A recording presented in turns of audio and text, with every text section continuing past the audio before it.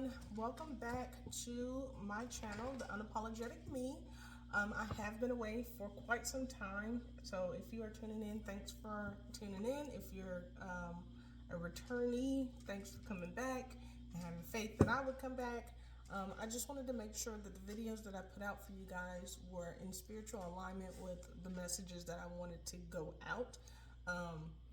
So with that being said, I'm going to do things a little bit differently. On my Facebook page, The Unapologetic Me, I posted the weekly overlay of what the overall energy is going to be for this week, as well as kind of an overview per each day. And then I'm going to be making these videos daily, doing a 3-card draw specifically about each day. So think of the Facebook post as more of a 7-day weather forecast, and then these will be a little bit more in depth. I don't want to do all of these at once because I feel that when people know too much about things that are coming up, chances are they try to anticipate or try to even speed up those events from unfolding, and things all happen in divine timing. I believe that. So I'm going to unfold these readings the day before they're meant to. So tonight I'm doing a reading for Monday, the 20th. And it'll be just for the situation of the day.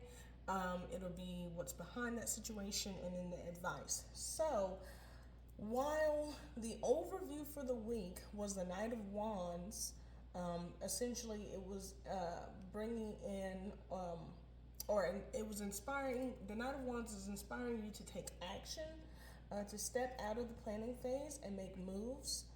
It does advise that you are careful that those moves are not made impulsively and without forethought. So this week is going to be a week of action, with tomorrow, Monday the 20th, being the 7 of Wands reversed, which was essentially cautioning us to watch out for overwhelm and the urge to fold on your goals along the way. It wants you to make sure that you have a good support system in place to get through those tough times and to help you not give up. So one of the things I'm going to be doing today is looking at what was behind the energy for that 7 of Wands reversed, and what further advice can the universe provide you to get over that particular obstacle. But before I do that, first I want to clear out any negative energy. Sorry if this hurts your ears. I'm going to ring this really quickly. Okay, and then we're going to open this up by saying a short prayer. Heavenly Divine 3 in 1, the Father, the Mother, the Son, thank you for coming to provide assistance and guidance for my highest good and the highest good of those who are tuning in. I rebuke and return any negative energies or entities with the intent to interfere or intercede in this reading. I'm asking for assistance from my ancestral spirits and the ancestral spirits of those who are watching, to include their ancestors of time. I'm also asking for their guardians, the ones who were assigned to guard and guide them from the time of their birth to the time of their death, to also step in and lend a hand in assisting their highest self. In Jesus' name I pray, through the Son of God, amen. Okay, so now let's take a look what was behind the 7 of Wands reversed that is expected to pop up tomorrow. What energy was behind this need to resist the urge to fold on our goals? Oh, thank you, Spirit. I got the Knight of Pentacles. So let's see here. The Knight of Pentacles, and this is a very nice, it's like a keyword mat that I got off of Amazon. If you want to know where I got this, like specifically, like what was it called, just drop a comment in the chat, and I can see if I can find that for you. But it's very handy initially.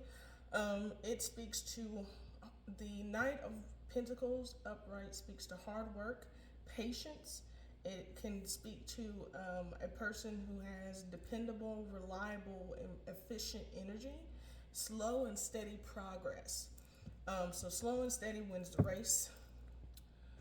Then I'm also going to open one of the books that I like using the most because I don't know a lot of this intuitively, and this has helped a lot when it comes to familiarizing myself with the cards and their meanings. You can also find this on Amazon, and they also have a Kindle version as well. I have both. Very good to have. It's the Big Book of Tarot Meanings by Sam Magdaleno, I believe is how you pronounce it. I hope I didn't butcher that, but we're going to open this up. And for these readings, I like to go to the higher guidance section. There's several different aspects in here, but I like to go to the higher guidance because it's when I do these readings, I try not to pick one specific aspect like love or family or career, because so many people have so many different things going on. I don't want to assume it's speaking about this specific aspect about your life when it could be speaking about something else entirely. So if you do want to get more of a personal read, drop a comment or send me a message on my Facebook page, Unapologetic Me. I will be having a Patreon set up at some point in the very, very near future. That way you can also do requests there for a more specific reading for your aspects. Okay, so it shows the Knight of Pentacles. It shows keywords. I know it's probably hard for you guys to see, but trust me, it's the Knight of Pentacles, keywords for both upright and reversed, and then it does go into it goes into a description of what the Knight of Pentacles looks like and what a lot of the different symbols on the Knight of Pentacles means. So I'm just going to do a quick read of the overview for this one. It says the Knight of Pentacles embodies hard work and responsibility. He rides atop his sturdy and serious black horse slowly and steadily, pentacle in hand, knowing that doing things the right way takes time. He gazes ahead, thoughts on the future. Behind him, the field is plowed, showing that he is willing to do repetitive work because he knows it's necessary to prepare for his harvest. While the knights of other suits, such as wands and swords, are excited and ready for battle, the Knight of Pentacles is content to live a more quiet and conservative life. The Knight of Pentacles is hardworking and practical. So down there you can kind of see that field that he's sowing or preparing to sow. So for you guys, I'm going to go to the higher guidance, upright, and it says, cheers to you because you are on the right path. Your guides are seeing you working your booty off toward your goals, and they are infinitely proud of you. Keep up the hard work and have faith that your dreams will be actualized. Watch out for that sneaky perfectionist voice, and don't let it bring you down. Also, don't forget to celebrate your wins along the way. So,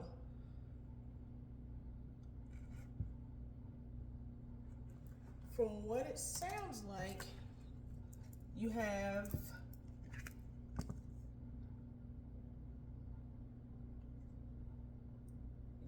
everything set up in a line to start on that path, that Knight of Wands that you had initially for the week. And for some reason, and you even see, it sounds like you have everything set up and ready to go with the Knight of Pentacles, but there could potentially be some kind of self-doubt or self-sabotaging that is holding you back from actually going forward, which is, now is not the time. Now is not the time for hesitation. Now is not the time for that inner perfectionist voice. Now is the time for action, but deliberate action. So let's see, we get one more to see what the advice is. Whatever it is that you guys are working on, it sounds like you've done a decent amount of homework on it prior to doing it, but thank you, Spirit. But you're worried for some reason that it's not going to pan out that way. Yeah, see? This one has anxiety, hopelessness, trauma, nightmares, grief, depression. Is it?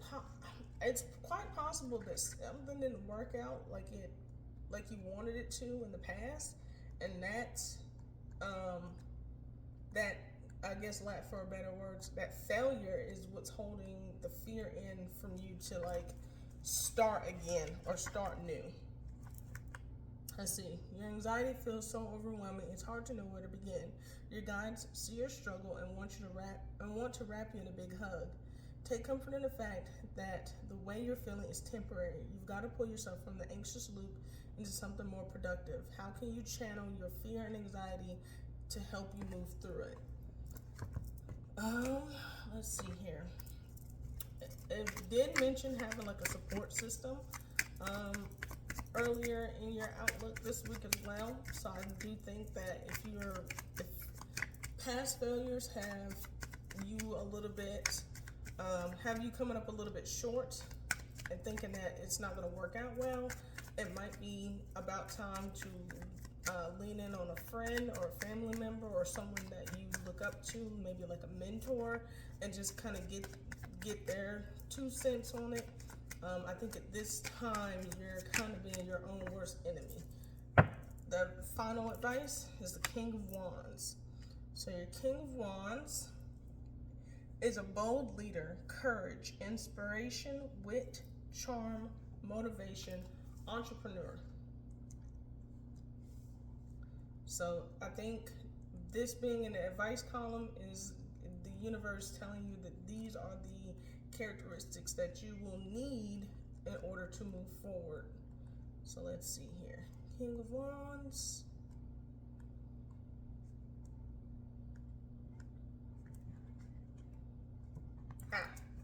Okay.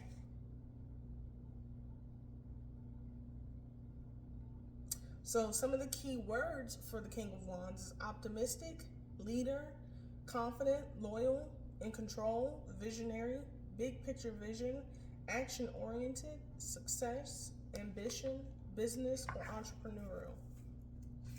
And for the higher guidance, that advice says, now is the time to step up to the plate and boldly embody the leadership skills within you. It is a time of looking to the future and acting accordingly to your ideal future self.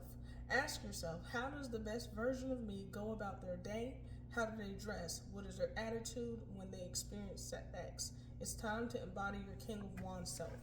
So, it sounds like